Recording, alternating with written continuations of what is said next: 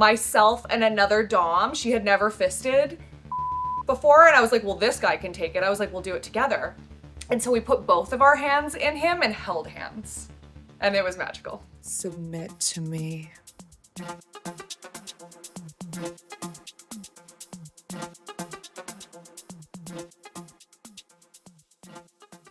Hi, I'm Rachel Rampage, and I am a professional dominatrix. What are the usual things that your clients ask you to do?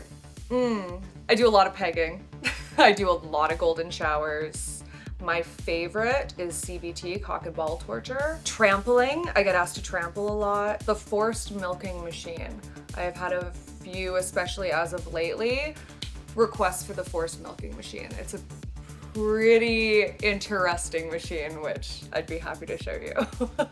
There's this one sub that I've shot with, and he is a giant slut, and he has literally taken my entire arm up to the elbow, and he can open like his second sphincter and just like get it all the way in, and I love him. And actually at one of the other parties that we had, myself and another dom, she had never fisted and before, and I was like, well, this guy can take it. I was like, we'll do it together. And so we put both of our hands in him and held hands, and it was magical. I get a lot of requests for like chastity cages. I have a couple of keys on my necklace now, so I have like full-time chastity clients that are caged up at all times. But even just like coming into the dungeon, some people request to wear a chastity cage while they're in here, so I do that too. And typically I'll like wear the key around my neck, but like if I'm feeling like a mean bitch, I might like flush it down the toilet. I have gotten a request for recently is like kidnapping, like a staged kidnapping, which would have to be very thoroughly planned. But like I've had a request for me and another dom to like pick him up off the street corner and like throw him in our trunk and like speed away.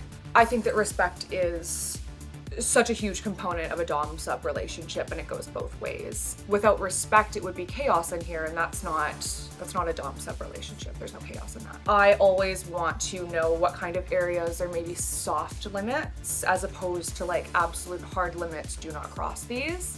I like playing in a soft limit area because that's where we're able to explore things that maybe they haven't tried before. I do not like to be called babe or baby. It sickens me. It's disgusting. I'm 6'4" in these heels. I'm not your baby. I expect to be addressed as mistress, goddess, or daddy. I like daddy. And if I get a message that starts with a hey babe, you're ignored. It's ridiculous.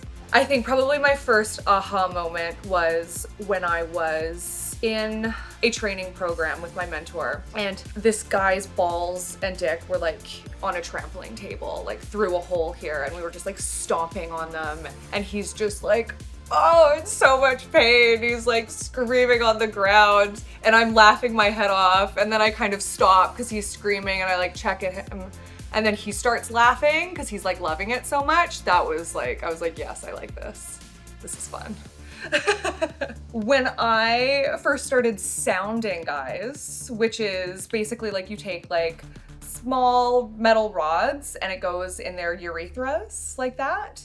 And they're only about like, a lot of them are about this long. So sometimes they'll just like fall in and like hit the bottom of their bladder, and then like you'll lose it. So that's happened to me before where I'm like, oh no. But all you have to do is like go underneath to like their taint, and you can just like pop it back up. Like it doesn't like fall through their dick into their bladder and then it's like gone. But it does, it like, so if your fingers are a little too lubed up, sometimes they can just slip right through your fingers and fall right in. But yeah, so that was like when I was first starting and that happened, I was like, oh fuck, oh shit, oh, it's in there. But yeah, or you can just get them to sit up and it'll fall right out. Also, use a flare base, because some things will get lost in people's you have to go in after them. And which can be a fun experience all in itself, but a flare base will keep it from falling in.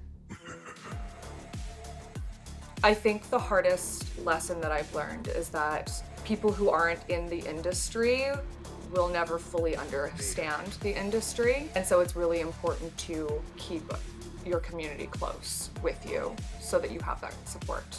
because as much as people think that they are allies, until you do this work, you just can't understand this work.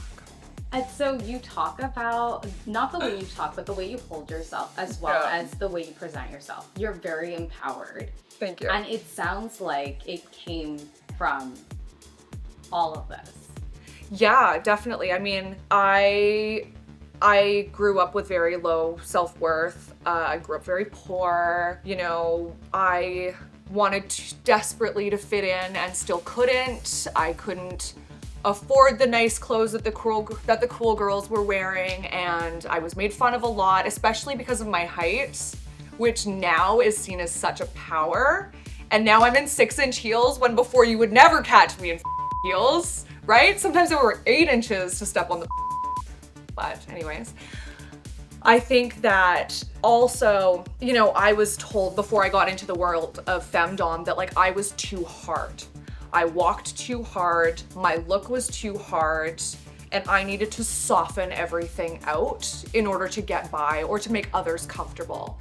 And now I found a world where I don't have to do any of that because I can literally just be who I am, and that demands power and respect. And I feel like I found my niche. I think that everyone is so beautiful in their own way that once you are able to identify your unique traits and gravitate towards them rather than trying to eliminate them to fit a certain standard, that's where you really find your true self and your true beauty, which I had to do a full circle around to come back to because I tried so hard to not be the person that I was born into. I tried to, you know, make myself small, and I tried to speak softer and nicer and not be a fucking blunt, hard bitch that I am. But I'm a blunt, hard bitch, and now I've found a world that celebrates that, and I hope that everyone can find their world like that too. So if you're just starting out, especially when it comes to Femdom, like you don't have to spend a ton of money building a kit. You can find a lot of stuff in your kitchen. Meat tenderizers are great CBT instruments, rolling pins, what have you. Also, a lot of supplies can be found at like Home Depot, to be honest. Rope, chains. Just go through there. It's a great spot. I love the Deep. I usually see my clients at the Succubus Temple in Vancouver, British Columbia, which is a dungeon owned by my mentor, Mr. Stamzonia.